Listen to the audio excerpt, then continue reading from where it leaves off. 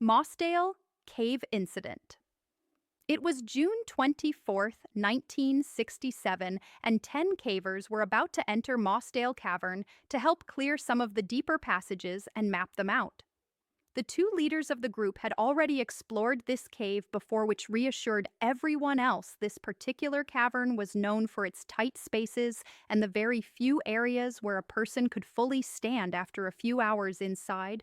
Four of the cavers realized how difficult the cave actually was and decided to return to the surface.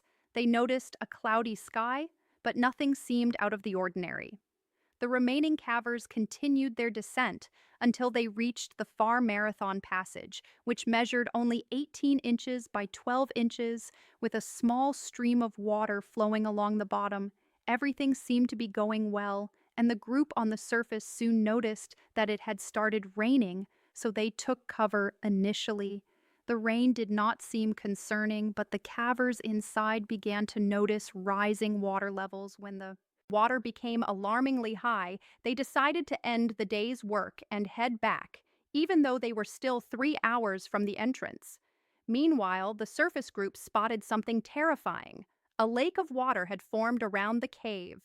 Sea entrance, the cavers inside, had no idea how much water was about to flood the cave. The surface group ran to get help, while the cavers frantically tried to reach higher chambers. However, the water continued to rise, pressing toward their faces. Rescuers and hundreds of volunteers worked tirelessly, pumping water out of the cave and pumping oxygen inside, hoping that the cavers had found a safe chamber. Unfortunately, every one of the cavers drowned. Shaft sinkhole tragedy. It was May 28th, 1973, and a group of 9 diving experts had planned a dive at Mount Gambier's shaft sinkhole. This sinkhole had a unique feature. There was only a tiny opening leading to a cave with a lake 20 feet below. From this opening, a beam of light went down into the cave and onto the lake, which was extremely helpful for the divers' orientation. This beam was visible throughout most of the cave, unless divers ventured too deep into one of the 2 side branches. Everyone initially agreed that they would stay within a 200-foot maximum depth range, so they could remain in the main chamber and still see the guiding light. This was their only plan on the second day. However, 4 divers pled to go to the western section of the cave, aiming for a depth of 250 feet, which would have been a new record. This was deeper than initially intended and posed a significant risk because in 1973, divers were still using regular air cylinders rather than mixed gas tanks. For this reason, they had to be more cautious as they went downwards because nitrogen narcosis might have settled in as they went down. The increasing pressure would have pushed the nitrogen into the bloodstream, producing a state of consciousness that is similar to when people are drunk. Keep in mind that these divers were not very experienced in sea diving. They were more accustomed to standard open water scuba diving. This added even more risk to their plan. They started going downwards into the western section of the cave, and one experienced diver noticed that nitrogen narcosis was kicking in, so he immediately went back out. Several of them followed him and went back to the surface as well, but 4 of them kept going, determined to set the record and get a quick look before resurfacing. After a minute or so, the group at the surface became concerned, realizing the 4 divers would soon exhaust their air supply. A few returned to the cave to find them, and they discovered a flashlight and a camera on the bottom, but no trace of the divers. There was a problem that we haven't yet mentioned: silt. The movements of the 4 divers stirred up the long-settled silt into a sand cloud that would take a lot of time to settle back. This reduced visibility to less than an arm's length, removing any hope for orientation for the underwater divers without being able to see anything. Oxygen running dangerously low and nitrogen narcosis kicking in, the 4 divers drowned. Jacob's Well tragedy. It's November 23rd, 1983, and 2 students from Texas State University named Richard and Clark are about to enter Jacob's Well, an underwater hole that leads to an underwater cave. This hole seems relatively shallow, around 25 feet, and many people try to touch the bottom and then come up.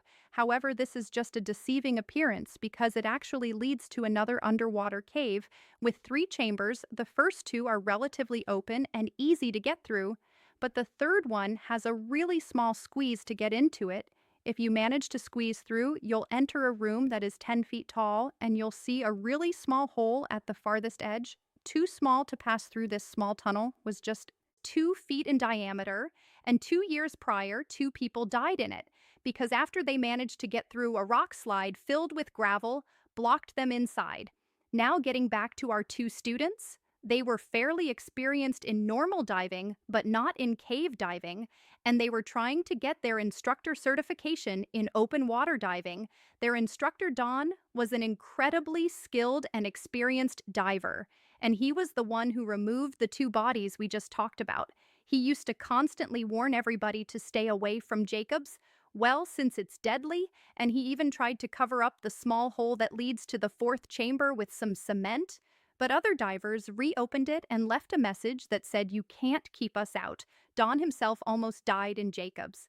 Well, when he tried to enter the fourth chamber, a gravel slide trapped him in the tunnel. He almost resigned himself to death. His tank was empty and he had swallowed some water when his survival instinct kicked in, and he started rapidly moving until he cleared enough gravel to escape.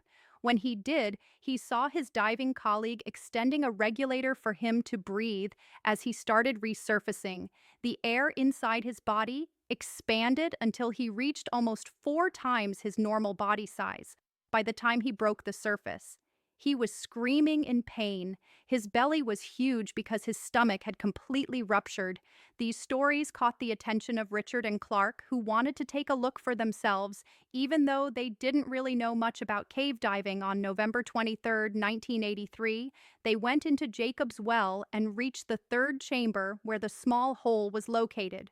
Richard removed his tank to get through the hole and started going in while holding his tank. When Clark removed his own oxygen tank and tried to get in, he saw Richard's face and noticed Richard didn't have the tank with him anymore and was suffocating Clark quickly. He reached for the regulator and gave it to him, letting him breathe again. They started passing the regulator back and forth as they made their way out, and somehow they managed to get through the tight squeeze of the third chamber. They then began making their way toward the exit until a terrifying sound caught their attention, a clank from their oxygen tank. Not only did this mean they'd hit a wall with the tank, so they were going the wrong direction, but it also meant the tank was almost empty. They realized they'd run into the false chimney in the first chamber, a tunnel that looks like it leads to the surface but is actually a dead end. Clark managed to swim back to the surface, and gasped for air after covering an incredible 75 feet in a single breath. Unfortunately, the same can't be said for Richard, who remained behind and drowned when Clark called the police for assistance. Don, the instructor himself, showed up and was stunned to see his students there.